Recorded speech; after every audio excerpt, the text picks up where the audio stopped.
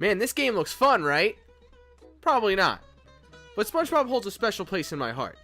I loved the show as a kid, and I could quote the episodes endlessly.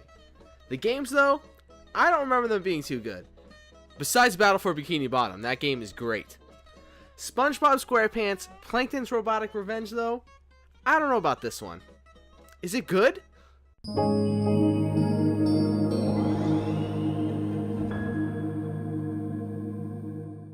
Before we start, I'd like to mention that this game is made by the great WiivieU. You know, the great studio behind Snoop Dogg's Grand Adventure. So we're already off to a fantastic start. Check out the effort put into this title screen. A static image while SpongeBob and his friends are saying the title on repeat. Plankton's Robotic Revenge. Plankton's Robotic Revenge. Plankton's Robotic Revenge! Pressing plus, we can pick between SpongeBob and his usual crew. Patrick, Squidward, Sandy, and Mr. Krabs. I choose SpongeBob because he's fucking SpongeBob. And we can start the game, so let's go. The beginning cutscene starts off with real life footage of a ship and someone exclaiming that they dropped batteries in the ocean.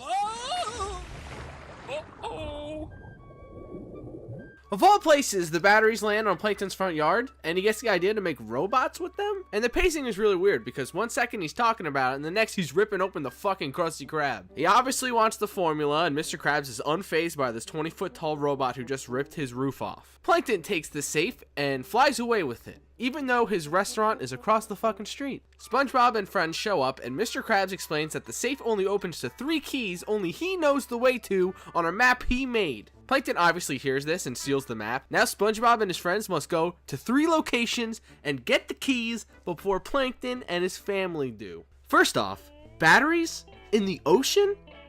Batteries don't work in water. And I'm pretty sure Plankton has made robots before without these batteries. So what makes these batteries so different? And why would Mr. Krabs make a map of these keys' location if he knows them by heart? I mean, obviously he knows them by heart because Plankton stole the map and we're still going on this adventure. And he has a flying robot, so he's definitely going to make it there before us. I don't understand how we're supposed to win, but I guess we are, so let's go. And do you see these character models? What is up with SpongeBob's face here? They're all creepy, and I don't like this. In the non-CG cutscene, they look a little better, but it's still nothing great. The only saving grace is the original voice actors. Tom Kenny can make me laugh any day. Barbecue and start cooking hot dogs, baked bananas, and sauerkraut. Then, using electric fencing, an old tuba, and a litter of kittens. And how is that gonna help? Squidward, picnics always help. Okay, enough dicking around. Let's get into some gameplay. I want to see how this game plays. It better be a platformer like the old ones, because that's good. Being anything but a platformer is probably bad. Guess what? It's not a platformer. It starts the level making it seem like it is, but once you get into it, it's actually a run and gun.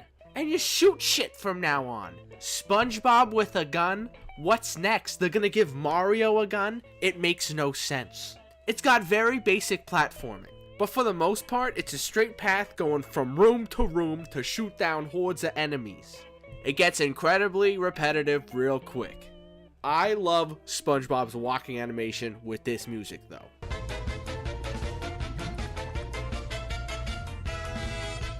They give you a variety of guns to unlock with the gears you collect, but there are really only 3 ones that are useful. And of those 3 ones that are useful, I really only ever use the pickle gun. You can upgrade with these gears too, so I just upgraded the pickle gun, and you can beat the whole game with that. The gear count and upgrades don't transfer between characters, so I had to play as SpongeBob the whole game, or else I'd probably lose. It's a shame because I'd love to switch between the different characters, but I'm not going to start from scratch just for that. The game doesn't give a good indicator of moving to the next level. It feels like it never ends. Usually the level ends when you get to this water thing and disappear, but that's not always the case. Sometimes you're in a new level, the only indicator being a title that disappears way too quickly. Other times you're just plopped into yet another long path to shoot down enemies. But then again, either way it's a long path where you shoot down enemies, it makes no difference. That's the only gameplay style this whole game. At one point, I thought I moved on to a different level, so I turned off the game to stop recording. And when I started up the game, I had to restart the whole level. It's just too confusing. There's only one change of pace in the entire game, and it's worse than the main gameplay. It's a water tube you jump into and avoid hitting doors and shit. It's so hard to control and very slippery. You think you're in the clear and you won't hit anything, but nope, you get slammed by a fucking piece of 2x4. And after this first tube, you get thrown into a boss battle with no way to refill your health. It's fucked, especially for the children, you know, the main demographic of this game. Oh, by the way, this game is extremely hard for children. The amount of enemies it throws at you at once is ridiculous. You have to non-stop move and shoot or else you're gonna die. I can only imagine kids having a very difficult time with this game. It's hard for the sake of being hard and making the game seem longer than it is. It's basically the Dark Souls of the run and gun shooter. The enemies are all the same basic designs throughout the entire game, so you're just shooting at these weird sphere robots and robots that shoot lasers and shit at you. And SpongeBob says this almost every time he shoots one of these sphere things. This is like popping bubbles. This is like popping bubbles. This is like popping bubbles. And after you kill certain enemies, you pick up batteries which fill this meter to get invincibility for a short minute. The game never tells you this, and I accidentally pressed this button after a hard enemy rush, wishing the game would tell me this before I almost died. There is multiplayer up to 5 people on the Wii U version, so that might lessen the difficulty for children playing this game. I only wish I had 4 friends, 4 Wiimotes with nunchucks, and the time to play with 5 players. But I imagine it'll slow the game down ridiculously anyways. I did get to play a little 2-player though. It's the same boring shit, just with a friend. Oh yeah, and there's a cheat option in the menu, and I'd love to see the cheats in this game, but no matter how hard I looked online, I couldn't find anything. I saw a Reddit post saying that he unlocked 10,000 bolts by hitting random buttons, so I tried doing that for a while, and I couldn't. And there's a long list of cheats, so if you guys know anything about these cheats, please let me know. I'd love to unlock some. The bosses are a cakewalk compared to the regular enemies. They're all the same design and basic concept. One uses these blasts you walk to avoid, the other uses lasers that you walk to avoid, and the last one uses bombs that you walk to avoid. All the bosses are just holding down the trigger and walking to avoid things. Although, I really like the bomb boss, only because the cutscene before the boss, he has a really funny voice, and I can appreciate that. Excuse me? Yeah, I'm a plankton, but not the plankton you want. If they just came up with a few more boss concepts and just made these bosses all together into one boss, they might be good. Oh wait, they did that! Spoiler alert for this game, so watch your ears. The final boss is literally just all the bosses combined, and it's still easy. My idea doesn't work. But wait, that's just the first half.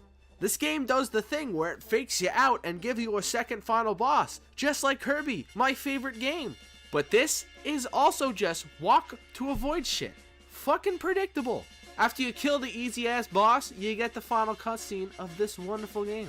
Plankton lost and couldn't find the key. Mr. Krabs then realizes that the final key is under his fucking welcome mat. Mr. Krabs opens the safe, and all it is a letter saying that his formula is in his pocket. So we had the formula the whole time, and this game was pointless. But we actually get a glimpse of the Krabby Patty formula, and it's all just gibberish. Great. We can't even replicate the Krabby Patty in real life. This game gives us nothing. SpongeBob says we learned a valuable lesson though. We learned that before you fight a giant robot army, always remember to look in Mr. Krabs' pocket. Words to live by. So that was SpongeBob SquarePants Plankton's Robotic Revenge. A flawed game that could be better with better visuals, better sound design, better game design, better balancing, better art design. So better anything. All in all, I give this game probably an 87 out of 243. That seems like the most appropriate thing I can give it.